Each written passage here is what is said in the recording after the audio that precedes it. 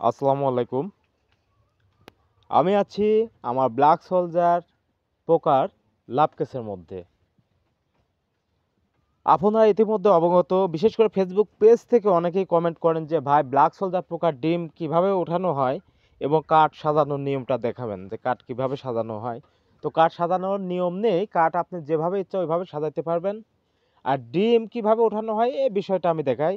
আর কাঠ তারপরও যতই বা নিয়ম না থাক, কাঠ কিভাবে সাজানো হয় এই বিষয় নিয়েও কিছু কথা আমি বলতে চাই বা দেখাইতে চাই। তো ব্ল্যাক সোলজার পোকার ডিম মূলত এই যে কাঠের সাথে এভাবে দিয়ে রাখে, দেখতে পাচ্ছেন, দেখেন এভাবে কাঠের সাথে ব্ল্যাক সোলজার পোকার ডিম দিয়ে রাখে। দিয়ে রাখার পর এই ডিমগুলো আমরা কি করি, কাঠ ওঠাই একটা করে, ওঠানোর পরে এই যে ডিমগুলা চেঁচে বাটির মধ্যে নিয়ে নেওয়া হচ্ছে ব্লেডের মাধ্যমে। এখন আপনি ওইটা চাকু দিয়েও চাচতে পারেন, ব্লেড দিয়েও চেঁচে নিতে পারেন। তো যাই হোক, আপনারা ডিম মূলত এভাবেই উঠাবেন।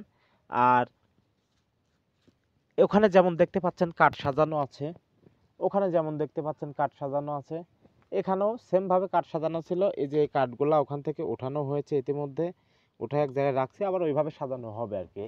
এই কাঠগুলা থেকে একটা থেকে এই পরিমাণে ডিম সংগ্রহ করা হয়েছে। অর্থাৎ আমার মনে হয় যে যদি ওই দুইটা করা হয় বা এই সাইডে আর একটা দেওয়ার প্রয়োজন ছিল, এখনও দেওয়া হয়নি, যেহেতু এটা আমাদের নতুন লাভ কেস। আমাদের পুরাতন লাভ কেস অনেকগুলা, এর মধ্যে আমি নতুন লাভ কেসে আসছে আজকে। আপনারা নতুন লাভ কেস দেখবেন এই জন্য। তো মূলত ডিম কিভাবে ওঠানো হয় তাহলে দেখতে পাচ্ছেন, ডিম কিন্তু এভাবে চেঁচে চেঁচে ওঠানো হয়। এটাই ডিম ওঠানোর নিয়ম। এখন আপনি কি দিয়ে উঠাবেন, ব্লেড দিয়ে বা চাকু দিয়ে, যেটা দিয়ে ইচ্ছা ওইটা দিয়ে উঠাতে পারবেন।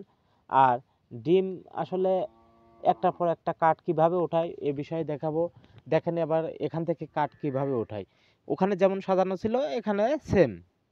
এখন এই যে আরেকটা কাঠ দাদা উঠাচ্ছে, ওঠানোর পর দাদা ডিম দেখাও তো, কাঠে আছে, উল্টাও তো কাঠটা। হ্যাঁ, আমি ডিমটা ভালো করে দেখা দিই আগে, দেখো।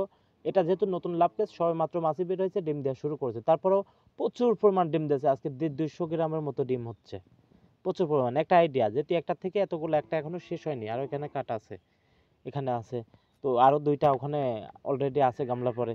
তো মনে হয় 200 গ্রামের মতো আজকে এই লাভ কেস থেকে ডিম উঠবে। তো আমাদেরও প্রচুর পরিমাণ ডিমের প্রয়োজন, যেহেতু ডেইলি 500 কেজি প্লাস আমরা উৎপাদনে আছি, তাহলে আমাদেরও প্রচুর পরিমাণ ডিমের প্রয়োজন। আর ডিম মোটামুটি শুধু আমাদের না, অনেকেরই প্রয়োজন।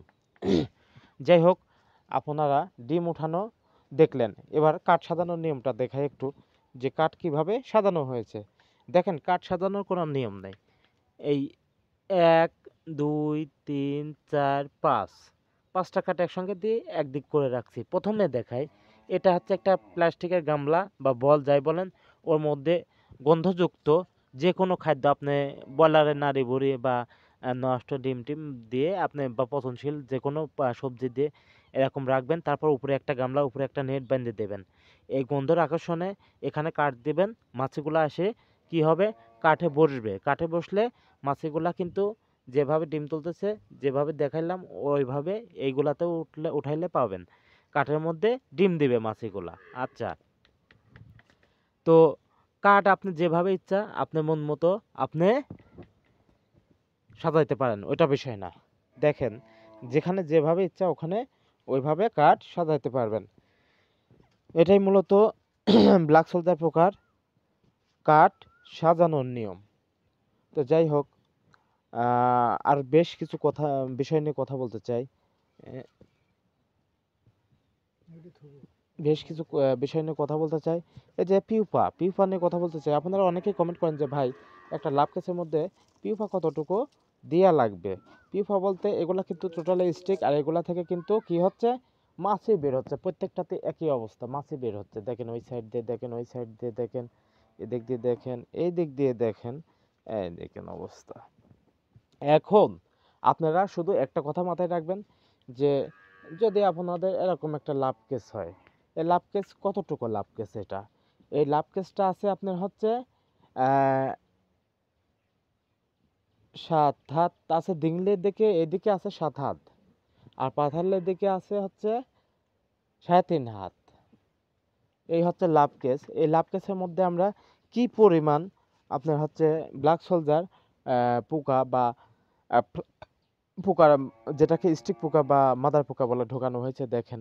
আমি যদি গামলা দেখাই 1 2 3 4 5 6 7 8 9 10 11 12 13 14 15 16 17 18 19 20, অর্থাৎ এই এই লাভ কেসের মধ্যে 20টা গামলা ঢোকানো হয়েছে। এখন 20টা গামলার প্রত্যেকটা বলের মধ্যে যদি এরকম ধরনের স্টিক পোকা থাকে 1.5 কেজি করেও, তাহলে 20টাতে কয় কেজি আছে? ধরুন 30 কেজি। যদি 2 কেজি করে থাকে, 2 কেজি নেই, 1.5 কেজি করে আছে। শুকায় যাওয়ার পর পাতলা হয়, তো এখন ধরেন শুকায় যাওয়ার পর 1.5 কেজি করে আছে। 30 কেজি পিউপা একবার ঢোকানো হয়েছে নতুন অবস্থায়। এই লাভ কেসটা যখন পুরাতন হবে, অর্থাৎ আর 5 দিন পর যখন আমরা আবার পিউপা ঢোকাবো, এগুলা বের করার পর, খোসাগুলা বের করার পর, তখন কিন্তু একবারে 50 কেজি ব্ল্যাক সোলজার পোকার পিউপা এই লাভ কেসের মধ্যে ঢোকানো হবে। এখন আপনারা অনেকে জানতে চান যে ভাই, আমি ছোট্ট করে শুরু করতে চাই, খাটে ব্যবহার করা মশারি নিয়ে শুরু করব, এটার মধ্যে কতটুকু ব্ল্যাক সোলজার পোকা কিনে চাষ শুরু করা লাগবে? তো আপনি যদি খাটে ব্যবহার করা মশারি নিয়ে শুরু করতে চান, তাহলে মিনিমাম 10 থেকে 20 কেজি পোকা নিয়ে শুরু করবেন যদি করতে চান। আর যদি খেলা করতে চান, তাহলে 1-2 কেজি নিয়ে খেলা করবেন আর দেখবেন যে পারেন কিনা। তবে এরকম হবে না। আমরা অনেকদিন যাবত করি, আমরা জানি যে আসলে ওইভাবে হয় না। দেখেন কি পরিমাণ পিঁপড়া, একটার মধ্যেই আমার মনে হয় যে 3 কেজি 2.5 কেজি 3 কেজি করে পিঁপড়া আছে। দেখেন কি পরিমাণ পিঁপড়া ঝনঝন করছে। তো যাই হোক, আপনারা মূলত গামলাগুলাও, পিঁপড়ার গামলাগুলা এই যে 2টা করে কাঠ দিয়েছি, একটা গামলা ভরে, একটা 2টা কাঠ দিয়ে আর একটা গামলা বসাইছি, আবার একটা 2টা কাঠ দিয়ে আর একটা গামলা বসাইছি। আপনারা এইভাবেও বসাইতে পারেন, আবার ওইভাবেও বসাইতে পারেন। টোটালি আপনাদের ব্যাপার। তবে মূল কথা যেটা, যে আপনারা ব্ল্যাক সোলজার পোকা উৎপাদন শুরু করুন। এই ব্ল্যাক সোলজার পোকা উৎপাদনে প্রচুর পরিমাণ লাভ রয়েছে এবং এই পোকার লার্ভার মধ্যে প্রচুর পরিমাণ প্রোটিন রয়েছে, যা ফিডের তুলনায় অনেক বেশি কার্যকারী এবং উৎপাদন খরচ ফিডের তুলনায় অনেকটাই কম। এই জন্য আমরা হাঁস মুরগি মাছ চাষের পাশাপাশি ব্ল্যাক সোলজার পোকা চাষ বা উৎপাদন করে হাঁস মুরগি মাছের প্রাকৃতিক খাদ্য হিসাবে ব্যবহার করে থাকি, যা খাওয়াইলে হাঁস মুরগি মাছ দ্রুত বৃদ্ধি পায়, মাংস বৃদ্ধি পায় এবং মাংসের যে খরচ কেজিতে ফিডের তুলনায় অর্ধেক পড়ে। ফিড খাওয়াইলে যে খরচ পড়বে 1 কেজি মাংস উৎপাদন করতে, ওই ক্ষেত্রে ব্ল্যাক সোলজার পোকা খাওয়ায় মাংস উৎপাদন করলে ওর চেয়ে অর্ধেকেরও কম খরচ পড়ে। তো আশা করি আপনারা যে প্রশ্নগুলো করছেন আমি অ্যান্সার দিতে পেরেছি। আর 2টা অ্যান্সার দিই নাই, সরি মনে ছিল না। যাই হোক, যে আপনারা অনেকে লোকেশন জানতে চান যে আমার লোকেশন কোথায়, ভাই আমার লোকেশন পাবনা জেলা। আর অনেকে জানতে চান যে ভাই ব্ল্যাক সোলজারের মাদার পোকা কত করে কেজি এবং ডিম কত করে গ্রাম, এই ধরনের ডিম কত করে গ্রাম। তো আমি মূলত কাঠ সাজানো দেখাই। দেখেন আপনার এই যে 1 2 3 4 5, এই 5টা কাঠ কি করলো, একত্রে রাখছে। রাখার পরে ওখান থেকে দেখেন আবার কাঠ নেবে। এখন আপনার যে 5টা করেই সাজানো লাগবে তা কিন্তু না। দেখেন দেখাচ্ছি যখন একটু ভালো করে দেখাই নাকি দাদা? হ্যাঁ দেখেন, তাহলে আপনারা এইভাবে সোজা করে নিয়ে, জাস্ট একটু সোজা করে নিয়ে আপনারা 4টা করেও সাজাতে পারেন, 6টা করেও সাজাতে পারেন। আমরা এক এই যে 5টা করে কাঠ দিয়েছি এবং এই কাঠগুলা কিন্তু ফার্নিচারের দোকান থেকে চেঁচে নেওয়া হয়েছে। এগুলা বাটাম, এক কথায় বাটাম কোয়ালিটির, আপনারা ঘরের জন্য যেগুলো ব্যবহার করেন আর কি, বেড়ার জন্য, টিনের বেড়ার জন্য, এগুলা বাটাম। এই বাটামগুলা ফার্নিচারের দোকান থেকে মেশিনের মাধ্যমে সুন্দর করে চেঁচে নেওয়া হয়েছে, যেন আমাদের ডিমগুলা উঠাতে সুবিধা হয়। দেখেন এবার কোন দিকে দেবে দাদা? আচ্ছা, এই যে ওইগুলা উঠায় আবার এখানে দেবে, আবার এর উপর দেবে, এই তো সিম্পল একটা বিষয়। যাই হোক, তবে একটা কথা মাথায় রাখবেন, ব্ল্যাক সোলজার পোকা চাষ করতে হলে আপনার লাভ কেসের মধ্যে পর্যাপ্ত পরিমাণ মাছি থাকবে, অর্থাৎ পর্যাপ্ত পরিমাণ মাদার পোকা এরকম লাভ কেসের মধ্যে থাকা লাগবে, তাহলে ব্ল্যাক সোলজার পোকা চাষে আপনি সাকসেস হতে পারবেন। তো আর কথা বাড়াইতে চাই না, সবাই ভালো থাকবেন। ভিডিওটা আজকের মতো এ পর্যন্তই। আল্লাহ হাফেজ।